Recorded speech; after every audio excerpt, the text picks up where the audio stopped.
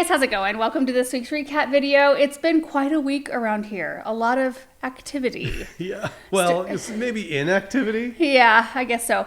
It started off with a wedding. Aaron's brother got married and it was in downtown Boise at a hotel and it was beautiful. I've never been to like a themed wedding, but everybody was required to dress in black except for the bride was in like kind of a creamy white and he had a white shirt on under his suit, but everything else was black. And it was really pretty. And everybody did it. Yeah. Like there was nobody that showed up not in dress. In dress, yeah. Yeah. It was beautiful. It was on kind of like, not a rooftop, but pretty close. Yeah. Like they have this top floor, it's usually like a bar, but you can reserve pretty much the whole thing.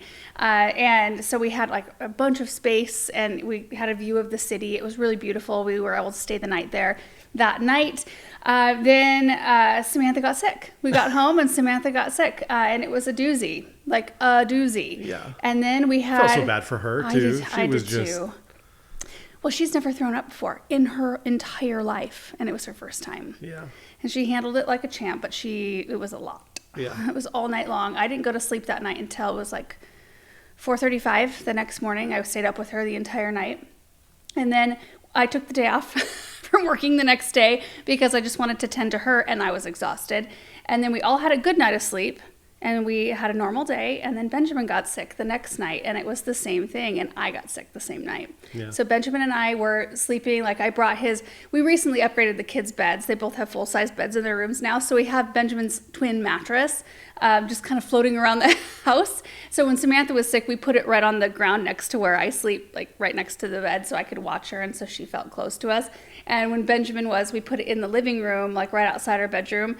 And then I slept on the couch right above him. So we were sick together all night long, sick. I didn't go to bed till 5 yesterday morning. And then I was sick all day. I was down for the count. Yeah, you are rarely sick to where you will not get up and go do stuff, but you were just staying in the bedroom. Well, and then I kicked myself because I'm like, why didn't I take a nap? Why didn't I sleep during the day? Well, it's because I kept thinking I could rally. Like I'll go take a warm bath or shower and then I'll feel better or I'll go put my makeup on and then I'll feel better. And I never did. So anyway, it was just kind of It was just kind of a crummy few days. And we took Monday off from posting a video because of all the wedding activities. And I don't want to have to take off another day because of sickness. So I'm going to work real hard this weekend so we make sure that our schedule stays the same. Anyway, we're pretty much all back up to snuff at this point. Kids are still a little tender. Yeah, but they're in good spirits, which is nice. And they both took it like a champ. They were, it's always nice when your kids are upbeat. Even though they're, in between puking. Yeah, oh my gosh. Oh, I'm so glad that that's behind us. Anyway, I did notice a lot of comments about is there no video for Monday, October 20th? I did a post on Instagram and Facebook when we were at the wedding. I showed all of our wedding shoes lined up and just said that we wouldn't have a video this next Monday. And I don't think we posted it on YouTube community and maybe that's where we need to make sure to put it on there. But if you ever don't see it, or you're not sure, if you go onto our Instagram page, our Facebook page, you will usually see updates there, or the Garden Answer Groupies Facebook page usually has an update if there's something going on like that. As far as our store goes, before we jump into questions, we are doing 15% off all Felco cleaning supplies, sharpeners, and tools. This week I had to attack a pair of my Felcos. I accidentally dropped in the grass and then they lived there for several days while it was raining, and I'm sure the grass sprinklers went on one of the days. Anyway, they were rusted and I could hardly get them open, so we spent some time cleaning those up and I showed you everything I used. So you're in need for any of that kind of stuff, end of the season, kind of a perfect time, 15% off. Also, I'm just reading Ken's notes. He always puts a few notes in at the beginning of this. A few weeks ago, we introduced our new shirt design. So if you missed that announcement, they are still available in all sizes. If your size is sold out by the time you see this video, you can just click on the notify me when back in stock button and we should be able to get it to you in a week or two. So there we go. Let's jump into the first video, which was plant shopping and shrub planting in the Dirtlands. We set off, we had to go to Boise. This was pre-wedding. We needed to pick up your suit. Yeah. So we went over and we picked up Aaron's suit and we thought, well, while we're over here, let's just see if we can find some firelight hydrangeas for that front flower bed area. And I didn't expect to find like we needed 15 to 20. I didn't expect to find that number at any place, but I thought Jaker would have it. Well, they were expecting a load the next week, which we were able to capitalize on. So we didn't end up finding anything shopping, but we came home and I planted some Durvella and some sand cherries out in the Dirtlands. It was a good day. It was a great day. We took the kids with us and went to a couple toy stores, and we don't do that very often. We're like, you get to pick out, pick out something, and so they were having a great time. Okay, Riza May said, the little quickfire has beautiful fall foliage color and really sturdy stems. Didn't you plant one this year? How's it doing? Little quickfire. Did I plant any little quickfires? I probably have one somewhere around here. Don't you have little quickfires in the entrance that go to the south garden, the grass entrance? No, those were firelight tidbits, which I'm going to take out, actually. They've been kind of a struggle in that spot. Maybe we could put little quickfires there. Yeah, maybe. Maybe they do better. Quickfires, did I see Proven Winners post a thing in the last couple days? And they were saying it was like one of the showiest. It is. They bloom earlier than any other panicle type hydrangea for sure. So you get a longer season, longer interest out of them. Dennis said, does Russell ride with you sometimes? No, I've tried it before, like going real slow. Like he'll jump up on the gator or the golf cart and like lay on the seat. He's taking a nap. The second you start rolling, he jumps off. Cassie said, Laura and Aaron, I have a question. How do you feel about having Japanese yew on your property? I've been looking for the perfect shrub for a small corner. I found a beautiful Japanese yew yesterday at Lowe's. When I scanned it with my plant app, it said it was one of the most dangerous and toxic trees in the world. I'm thinking I will take it back to Lowe's, but gosh, I really love it. No little kids around, but I have 3 doodles who I adore. They wouldn't be closer than 3.5 feet to it behind a gate. I'm not sure whether I should chance it or not. Any thoughts? If you're stressed about it, I don't know that it's worth it. I don't think it's worth the mental angst if that's something that stresses you out. I have yews. It doesn't stress me out at all. We have animals and kids around them, and they can rub up right against them. I think it's more like if you eat the berries, right? I mean, you can eat the stems, and that's bad too, but like I think the berries are the thing for the kids that you have to look out for because, they're like, ooh, it's a fruit, and they want to try it. So we haven't had like phenomenal luck with yews. So like better luck now. I think we're getting into the groove over in that spot where we've got them. They typically just don't do as well in full sun for us. So they're one we have to put in a more sheltered location so that makes them a little less versatile than, say, your boxwoods. And we don't have that many sheltered locations. No, not yet. We will. I like willing the trees in the formal flower garden to grow exponentially. There's a house being built, you guys. And it's kids of the people who sold us the South Garden. So it's going to be like the grandparents and then the kids with their grandkids, like they're sharing backyards, which I love. But it's a huge house and you can see it right behind like our flower sheds here. And you can see it back here. And it's a 2-story. It doesn't even have the roof on it yet. And I'm like, oh my goodness. I need that linden tree to grow fast in the formal flower garden. It will. But anyway, we need more sheltered things, more things to create blocks and all of that. I couldn't be more excited for them though in that situation because I would love that. If we could, like if my parents wanted to move somewhere close by, that would be just so fun. The kids would love it. Yorkie said, is that earth pile from building the pole barn? You've got another good sized berm there. The one out in the Dirtlands? Yeah. Is that from the pole barn area excavation? Some of it? Yeah, some of it is, yeah. Yeah, we decided to put a berm in there. So whenever we've had projects over the last year or so, we've just asked them to pile the dirt there. And we're getting close to getting that all formed up. Yeah. So they're going to flatten it and, kind of make it more undulating and not so tall. Because right now it's like a mountain out in the middle of flat ground. It looks weird. A little berm goes a long way. Nan Min said the evergreen tree towards the pole barn and behind where you planted the honeysuckle bushes is so beautiful and it's huge. Can you tell us what it is? That is a Leyland cypress and they are beautiful. They grow really well. Like, pretty fast, yeah. Amy said, which do you think performs better, Quickfire Fab or Firelight? I picked up 2 little limes off the clearance rack 3 years ago, and they're looking so cute this year. I love the smaller blooms and pink colors. They look older. I have little limes on the north side of the chicken coop, and this is their best year. They're doing so well. In fact, I kind of didn't realize it, and I bought this euonymus, one of those flat trained euonymus screens, and I was just going to take the hydrangeas out and put that euonymus right there on that side of the building. And now I'm looking at those hydrangeas thinking, well, I don't want to upset whatever's going on here. You're doing well finally. Yeah. So the euonymus is out there by the high tunnel just sitting. We'll see. I'll figure out somewhere for it to go. But as far as performing better, Quickfire Fab and Firelight we don't have as much experience with because we just have started putting them back in the garden this year. Quickfire Fabs have grown great for us, like absolutely wonderful. Amabel said, should it just be one variety of hydrangea or can it be mixed? I've seen other gardens with mixed varieties and it looks very pretty. Is it just personal preference to do one variety or is the growing habit of the plant? Personal preference. Pretty much. I tend to like, if you're going to do a mass planting, I like it to be the same. I don't want to have, a whole bunch. I mean, if they're all hydrangeas, that might be okay. But they're going to be different sizes. But that's a personal preference thing again. Yeah. I mean, in that space, you could have done like a tall variety toward the back and shorter varieties toward the front, and it would have made sense. And I think that could be pretty, but I tend to like a sea of the same thing. It looks very striking and very grand, I think. Yeah. It gives a very grand, more stately appearance than like a little bit of a jumble, if that makes sense. And I do like a jumble, obviously. I mean, the South Garden's a complete jumble in most areas, and I love that too.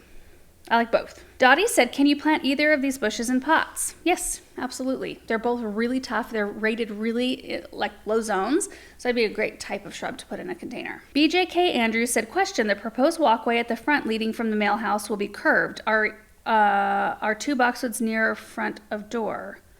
Any reason you did not create to go straight to the driveway by moving 2 boxwoods and create a straight pathway? I think straight pathway would look weird there, coming off of a curve. Yeah, I don't know. I don't think it would have worked that well. It'll be more whimsical. Yeah. I mean, again, personal preference. If you wanted a straight walkway, great. But I think it would have created a little bit too much of a sharp look with like where the boxwoods are more narrow. If you came off of it, with a sharp It also straight, would have made a longer walkway. It would have, yeah. Slightly. Yeah. And this kind of opens up a little bit. Yeah. Next video is rearranging in the Hartley and repotting/displaying the most glorious Cape Primrose, also called Streptocarpus. And that was fun. That was a fun day. Just repotting some beautiful things and doing a little rearranging in the Hartley. It needed it. It needs even more, once we get the Christmas tree set up, which I'm kind of like, can I start now? Like with the outer lying trees, like not the great room tree, but the other trees. I don't think anybody in our household would object to that. Thankfully, I married somebody who's super festive, who loves Christmas, and you don't get annoyed by Christmas stuff being out early. No. I love that. We're a good match. Yeah. You and I. We tend to put stuff up early and then take it down right away. Like right away. Christmas Day night. Yeah. I'm like, I'm done with all of this. I want to spring clean and I want like a fresh start to the new year. I want all put away and like we just close the book on this year and we move on to the next one. Yeah. It's kind of my personality in such situations. Sure. Lauren said, how do you keep a ton of soil from getting all over and into the gravel in your greenhouse? I just set mine up and I'm nervous about getting the ton of rocks we put down covered in potting soil. Use a tidy tray if you can. I think we've got them on our store, but I used it in this video. They contain everything, which is so nice. And that way you can kind of scoop it up. Anything that's left that you want to keep, you can put back in your soil bag and it eliminates a lot of mess. However, we have landscape fabric on top of soil and then a layer of gravel in our greenhouse. And there's tons of soil that has been dropped over the years, tons. And it just finds its way down to the bottom. As long as you don't drop it in like a big pile. Yeah, which that's happened too before. And what we do is scoop up with our hands as much as we can get off the rocks, and you just use a blower and a rake. A rake kind of moves it, settles it down, a blower, and then you can water it too, and then it just kind of moves the dirt to the bottom. Yeah. I mean, it will mean that eventual weeds can sprout and come up because there will be a little bit of soil there, but I just think it's kind of part of it. Keeping all of soil out of the rocks, I think, is a little bit possibly impossible in a greenhouse setting where you're doing a lot of work. Mom Mag said, can you give me some direction on how to divide a miscanthus? I have a huge one and it has some dead spots in it. So I'd like to divide it and get rid of the areas that are not surviving, but the roots are insane and I can't figure out how to separate them. Do you just cut them? Yep, just cut them. When I go in to separate a grass, I just go in with a shovel and I just dig out chunks of it. That's all. I think I did it in a video when I separated the miscanthus up in front of our house. And I moved a chunk of it out to the south garden. It's doing great out there. Yeah, you just kind of chip away stuff and don't worry too much about the roots. They're super resilient. Alicia said, those are some beautiful plants, Streptocarpus. Question on your amaryllis bulbs. Do you find yours reduced in size? Mine has, and I would love to know how to keep them at the same size as to when I bought them, if not growing bigger. I don't think I notice a reduction in size in my bulbs unless they're not getting enough water. maybe that's the issue. Maybe they're not getting enough sunshine and water to kind of feed the bulb to keep it big. You could also toss in a little bit of fertilizer too, to help things out a little bit. I don't treat my amaryllis that I have. In fact, the ones I moved into the greenhouse, I haven't seen any more mealybugs so far. And it's been a little over a week now at this point. So that's very helpful. But I just treat them as normal houseplants after they're done blooming that first year. Sometimes I treat them as annuals, and that's okay too. But usually if I keep them as normal houseplants, I just find a nice bright spot, keep them well watered, like a normal houseplant. I water them like that. And then they bloom like at random times during the year. And it's always fun and kind of a surprise as to when they're going to decide to do that. Sometimes it's October, sometimes it's Easter, sometimes it's right in the middle of the summer. Relma said, do they do good under grow lights? Yes, they do so great under grow lights. In fact, I think that's why they look so good, is because they had been in here under grow lights for a long time. Not a long time, but for at least a couple months, and I think they love that consistency. So I'm very hopeful in their new location they're going to respond okay to not having like constant equal amounts of light on every part of the plant at all times. We might have an overcast day where they don't get as much light, or I might be needing to shade them, like we put that little half curtain up to shade them from the intense afternoon sun, and they may not like that as much as they liked this more gentle light. You never know. So I'm kind of keeping an eye on them. They're looking pretty good. Christine said, with you liking trees so much, I've never heard you talk about planting pecan trees. Do they just not thrive there? I don't know anything about pecan trees. No, I don't either. Aaron's going to look it up. Like, what zone are they? I have no idea. We can grow almonds here, and walnuts. Can we grow hazelnuts here? I don't hear people doing that, but maybe on the other side of Oregon, possibly. It's a 5 to 9. Southern varieties thriving in zone 7 to 9. Oh, it says hazelnuts can zone 4 through 8 or 9. Soil types, adaptable to a range of temperatures and soil types. Hazelnuts prefer moist, well-drained soil, but it can adapt. Yeah, I mean, as far as all of this looks, it looks like it could survive here in terms of hardiness. I just don't know in terms of soil and, the type of dry climate we live in, if they would like that. I don't know. Looks like an interesting tree. Yeah. Are they messy, maybe? I have no idea. Do people not prefer them because of... I do not know. Yeah. Miroslava Kapakova said, "Hi Laura, I would like to ask you for brand and model of cameras are you using for filming if you are by yourself? Thank you, I love your channel. If I'm by myself, I'm most likely using a GoPro or an iPhone. I think GoPro 13 is the one I've got. And then I use an iPhone. What's my iPhone? I don't even know. 16. I asked you if you wanted the new one, and you were like, I never want the new one. I got the new one, and there's almost no difference. I feel like the iPhone 10 had the best camera. But I'm getting used to the newer one, I guess. So go out and get an iPhone 10. Yeah. BJ A-List said, wow, I absolutely love that multi-tiered round plant stand. I have over 300 succulents and would love to have one. Where did you get it from? I'm thinking it would make a great Christmas gift for me, of course. Understand that. You know what? It came from my parents' garden center. My mom actually surprised me with that stand. I was looking at it and I was thinking about going down and buying it, and then she just showed up with it as a thank you for something. I can't remember, but she showed up with it, and it's been awesome. So I don't know where it came from. You could email them at andrewseed@gmail.com and ask them where they got it, or if they could even order one for you. They might be able to. Joyce C said, oh my goodness, what is that tall twisty cactus? It's super cool. What is that called? I repotted it in a video. Spiralis? That sounds right. Cacti spiralis. No, what is that kind of cactus name? Oh my gosh. I have no idea. I feel like cactus and succulents, I used to know so many of the names. Or at least I could kind of narrow it down. Yeah. But I can't remember. I'm sorry. You could find that video. It was where we went to I picked it up at Edwards, I think. It was in the wintertime. Oh. Maybe it was this last winter. There you go. Gives you a little bit of a track to run on. Becky Bantis said, how fun for you to bring us into the Hartley greenhouse again. Great places. Question, how do you decide which plants go in the Hartley and which to the studio? Love the arrangement on a wooden table and the music. There's really no rhyme or reason to how I do things around here, to be quite honest. I don't rotate plants all that often. I do like the plants that are in the Hartley to all be in nice pots. That's kind of my only requirement. I don't want any plastic pots in there. And in here, it can be as plastic as it wants to be, and it's fine, So in here, it's more of like a transitional space. I like to have them full. I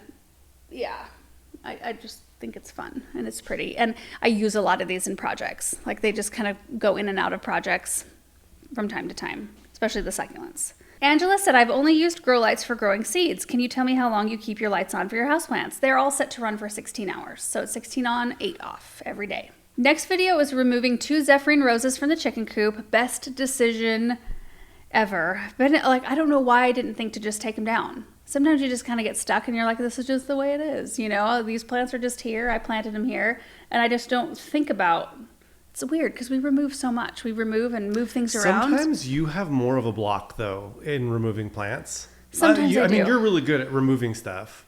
Generally, you don't have too much of an issue. But every once in a while, I've noticed that you have a little bit of a blind spot for some plants, especially ones that you think like need you or... I don't generally think plants need me. No, you don't generally, but sometimes I see you limping stuff along that I'm like, why is she doing that?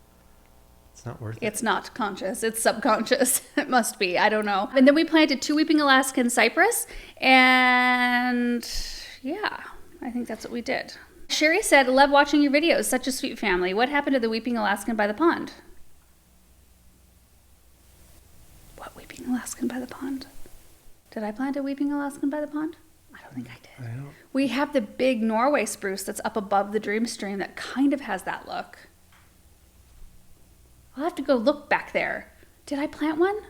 I don't know. Oh, I don't think I did. I think the closest one is the one on the corner by the fence. I think all the ones that we've planted have survived. Yeah. I'll have to go double check. You might be right, but I don't remember planting one there. FZ Lead Adventures said, or FZ Lee Fizzle Adventures, I don't know. What is the variety of birch in front of the chicken coop? It's beautiful. That's an avalanche birch. And apart from the leader, the whole top like leader part of the tree dying out and the rest of it's kind of like growing up around it, it's been a great tree. Yeah. Like it's done really well. It has kind of like a weird shape to it. It does have a little bit of like this kind of shape. Yeah. Because that leader died out. And we're not really sure what happened to it.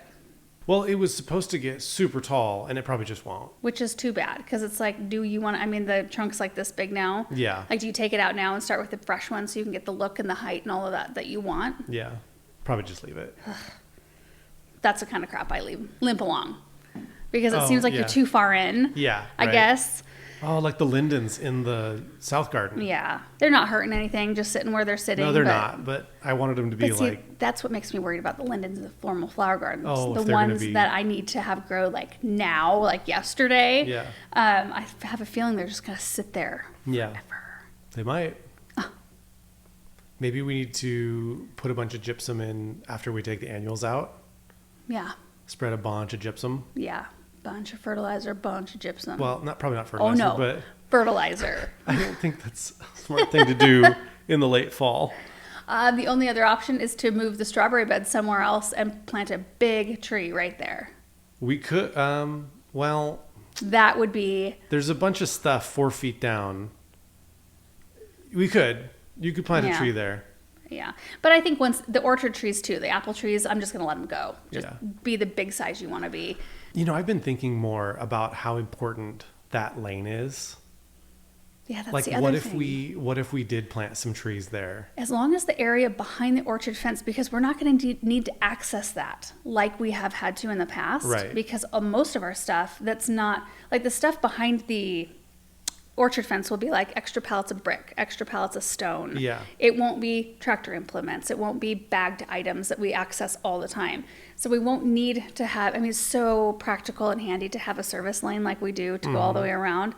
And we try to keep machines off of the grass because it shows wear very, very quickly. But if we did get rid of the lane, we could leave the North Poles and then just start building a bigger looking, taller border right there, and it would block the rest of the houses too. And I don't know, I hope that doesn't come across like I hate our neighbors or anything, because I don't.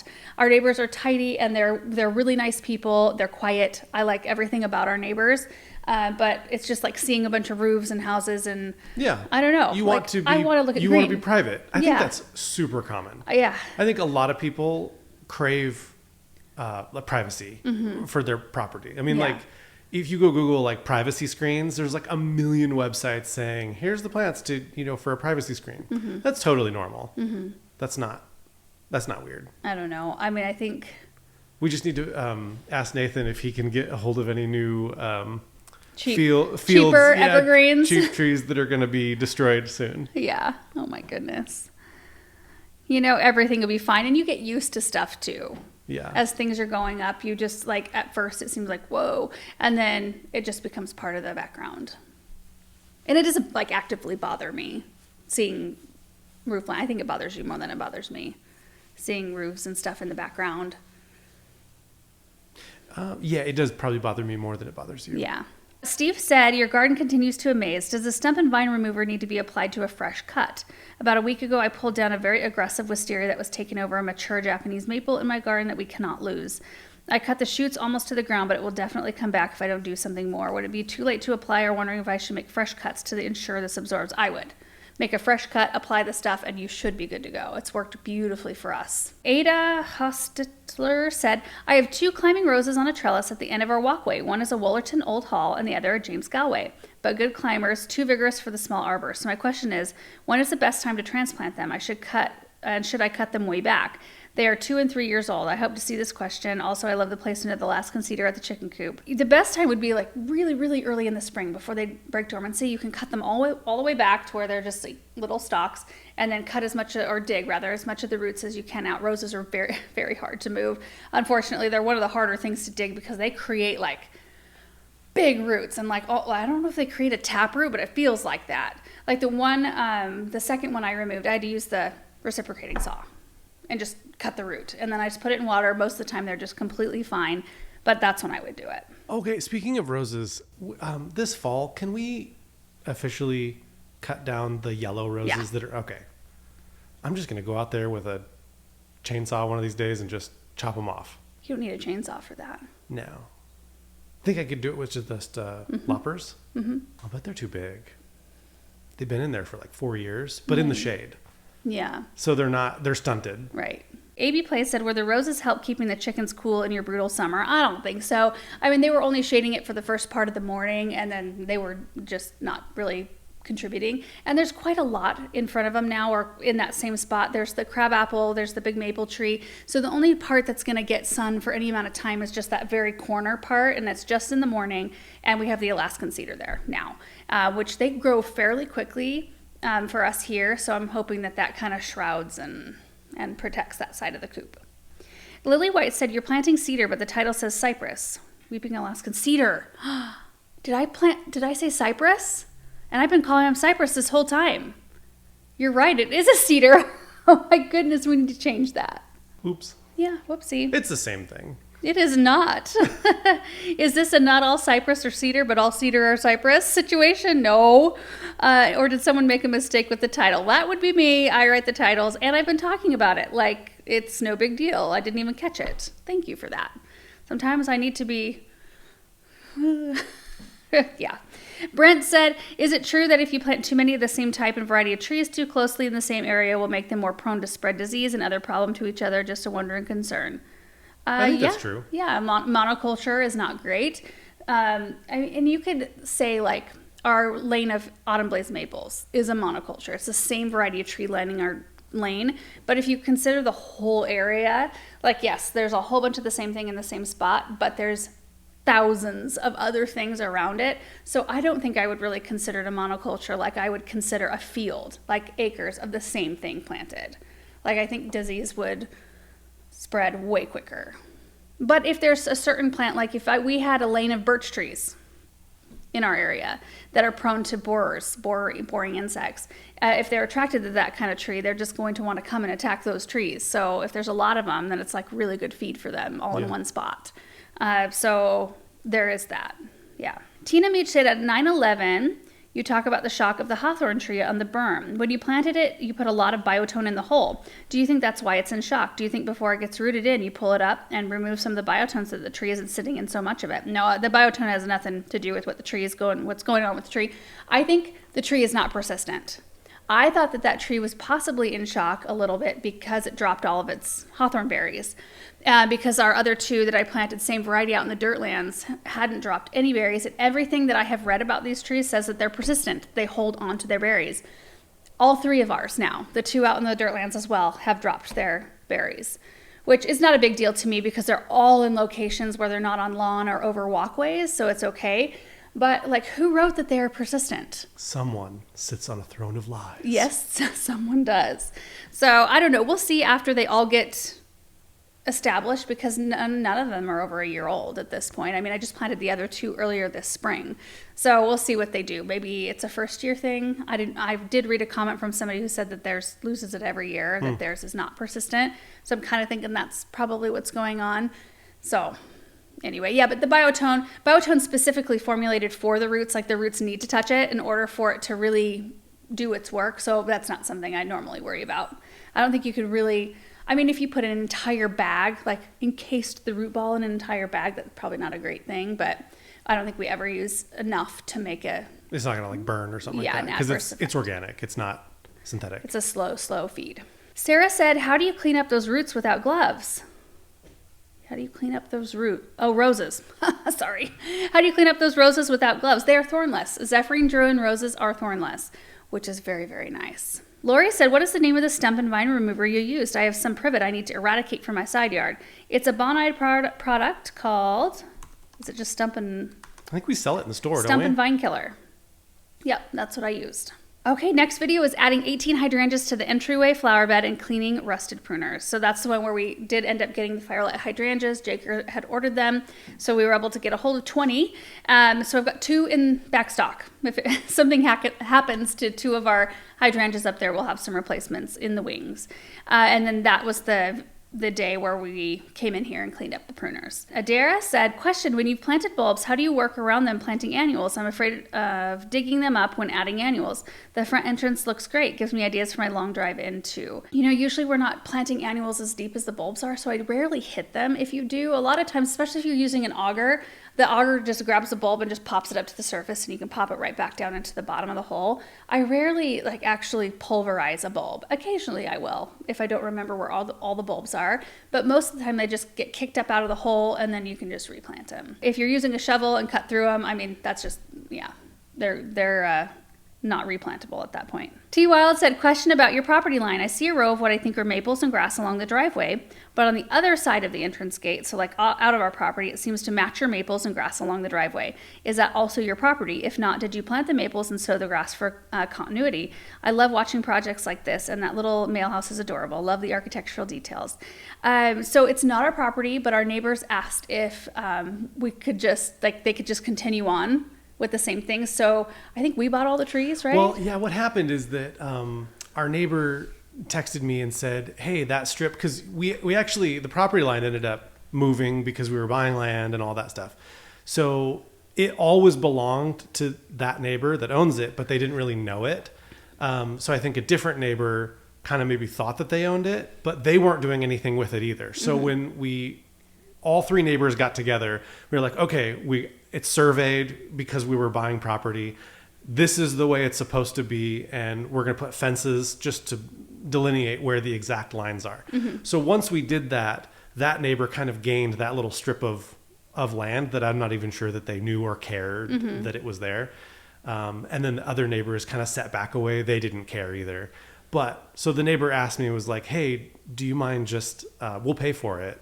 We'll pay for everything. But do you want to just continue on with what you guys are doing? And I was like, that's awesome. Yes, of course. So we ended up paying for everything, and I maintain it, and I'm happy to maintain it.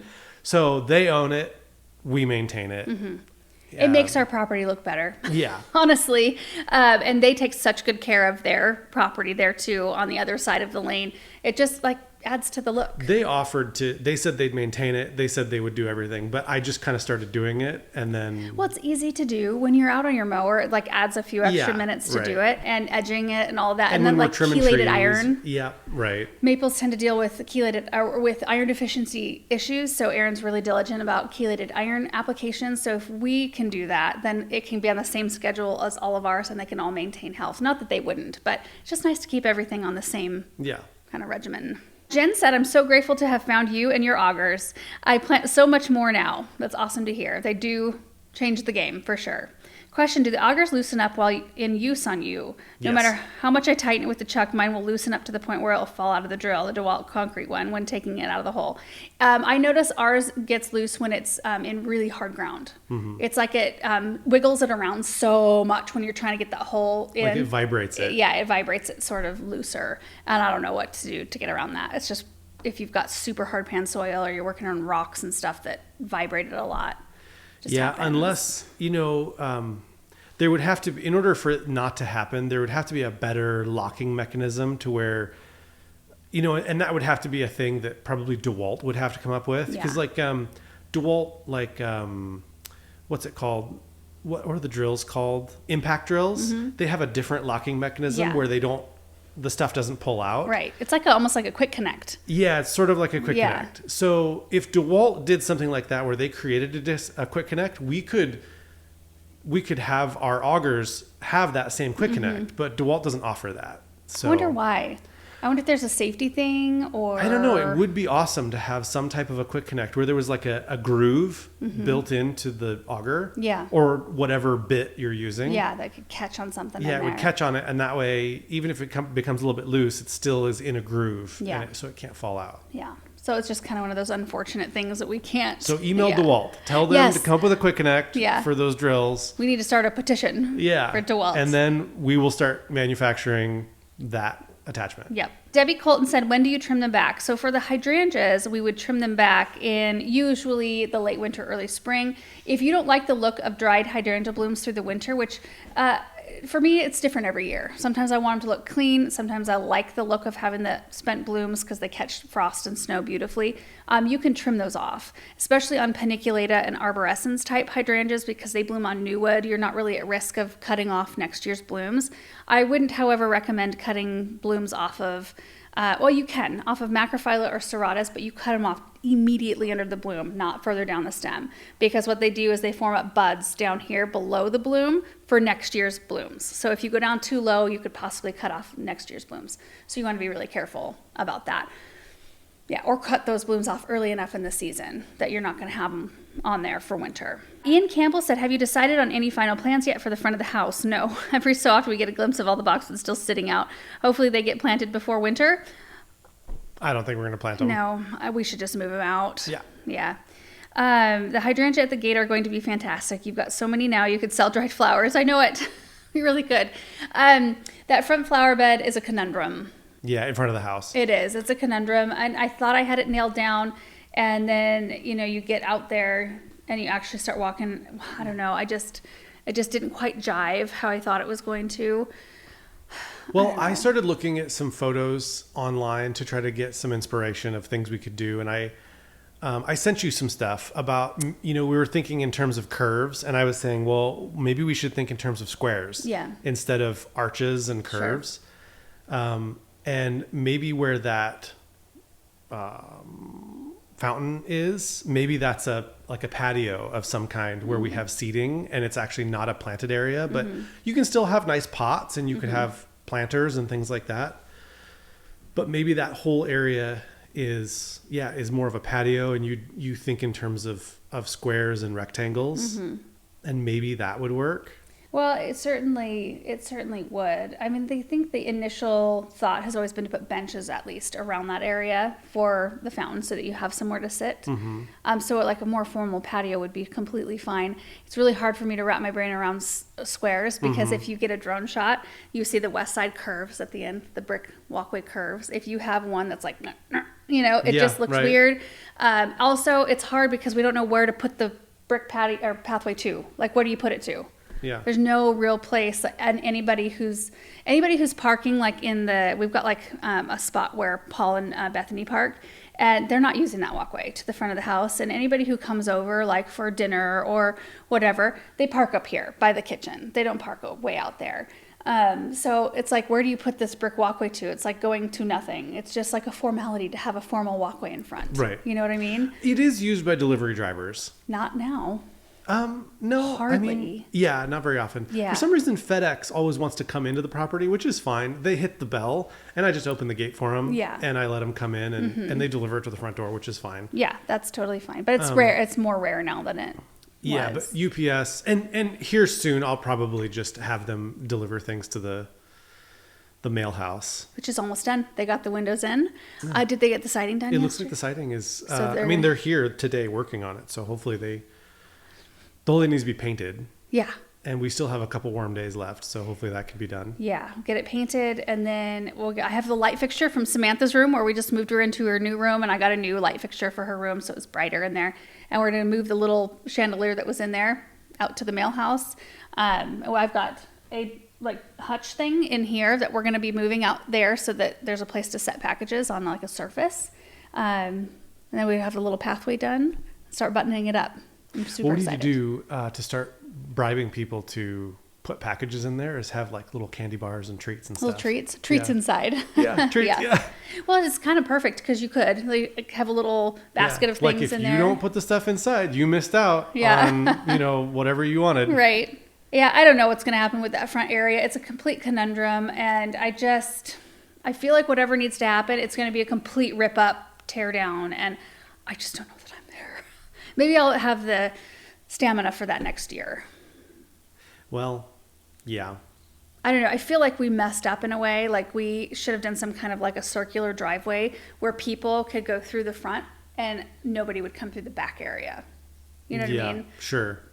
Like the back area is a little bit more of a like private space, and the front there's a like access. It's very clear, how to get around right up front. Yeah. But we're too far gone on that. There's no way we could really.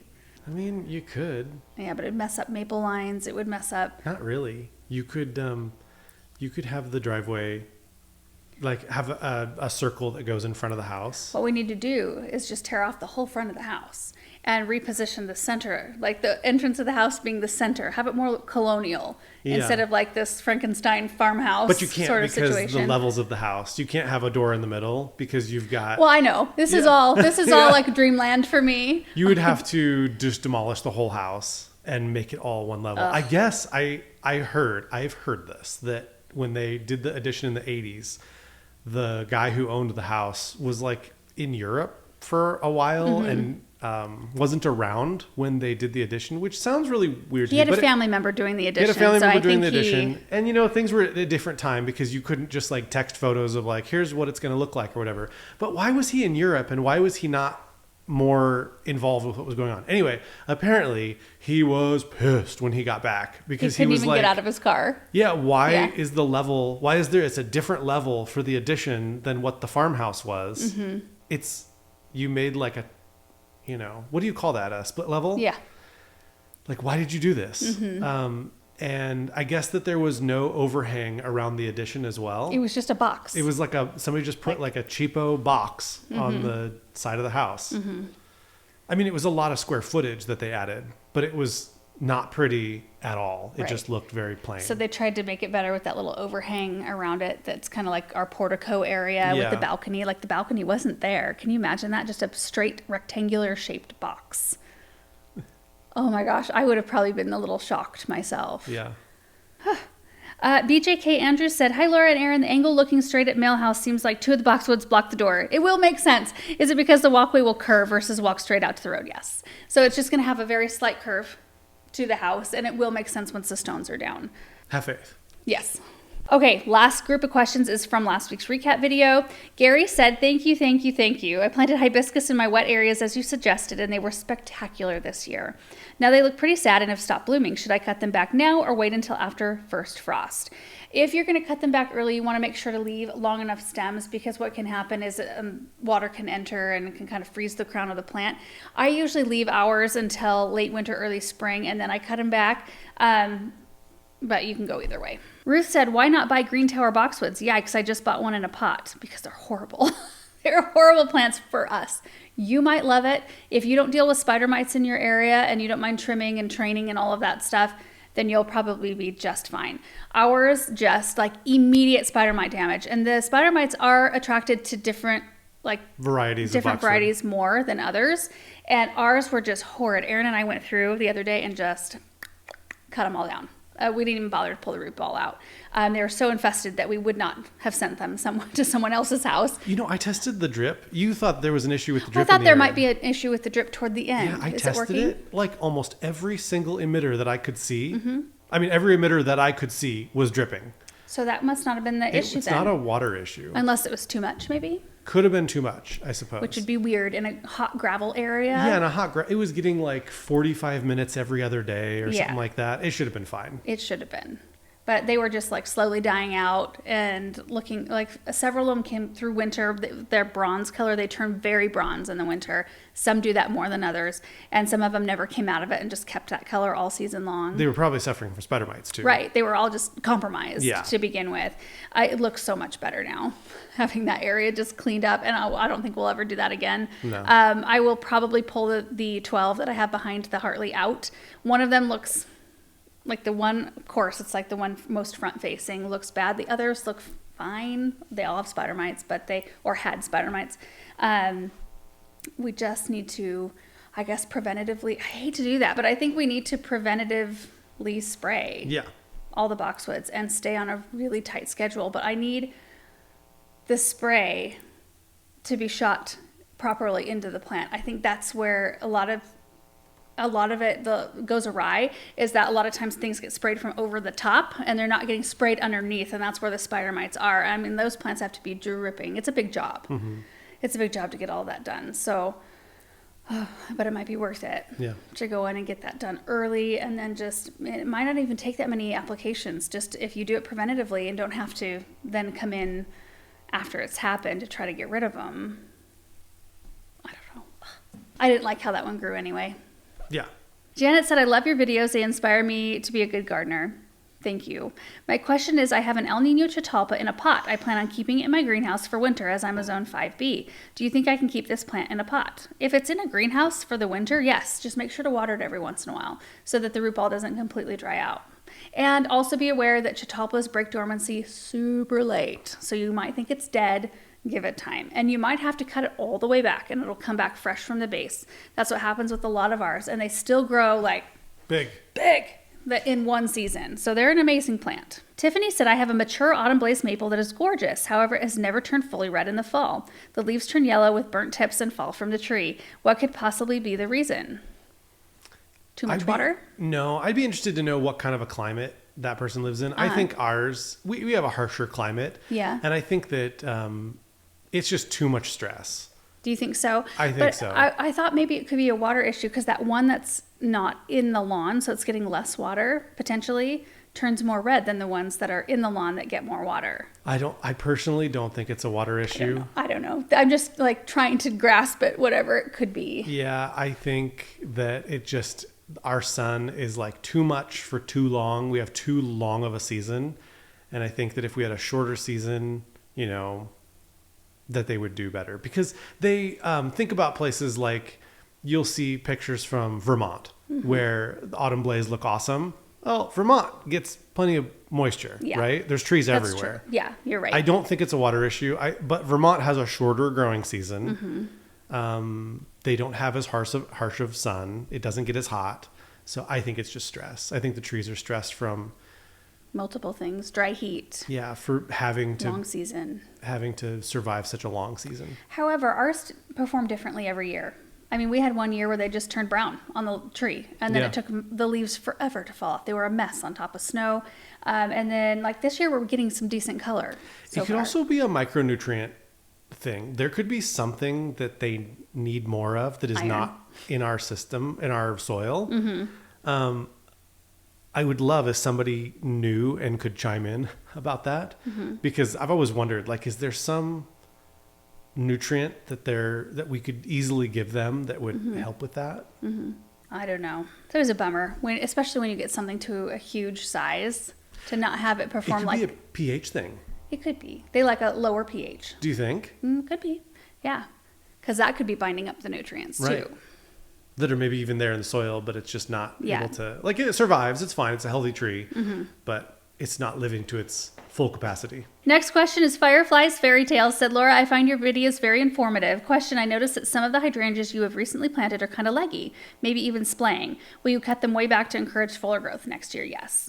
I'm seriously tempted to cut my little limes way back now. Yeah, I will. I'll come in late winter, early spring is usually when I do that. Some people wait like further into the spring to where the buds are swollen or starting to swell. So you can see really strong sets of buds, which means that you know where to cut it back to. You know, you want to cut it back to the first really strong set. I think the rule of thumb is cutting away about a third of their growth, leaving 2/3 of the plant, cutting them back by a third, and that creates a really strong base at the bottom. Michelle said, Laura, do you have a birdcage style cloche you could put over the iris just until that magpie moves on? I do. But okay, so for those of you who didn't catch any part of the videos where I showed this one rhizome keeps getting pulled out of the ground, one of all the iris I've planted. And I saw a magpie doing it. I caught the magpie doing it at one point, and it keeps pulling out the same iris. I've replanted it like 15 times. And I noticed day before yesterday, but I was in a hurry. I drove by it and I noticed it was out of the ground again. So I need to run back out this morning and put it in the ground. Do we have a camera? It'd be hilarious if we could catch the bird in the act again. Not in that corner is sort of a dead spot. We need to set up something to figure out, I don't know, is it still the magpie that's doing it? Why this one rhizome? Why? It's so weird. And I wonder if I put a cloche over, if it would try to get another one. Or if it would try to move the cloche. I don't know. So strange. Nanman said, I love all your videos. Question, with your chickens and letting them out free ranging, do you not have coyotes or fox? Like having their door open after dark around my area in Missouri, something would have them in a heartbeat. So we have to close the door every night. We do have a fox that runs through every single night. It's a big, beautiful thing.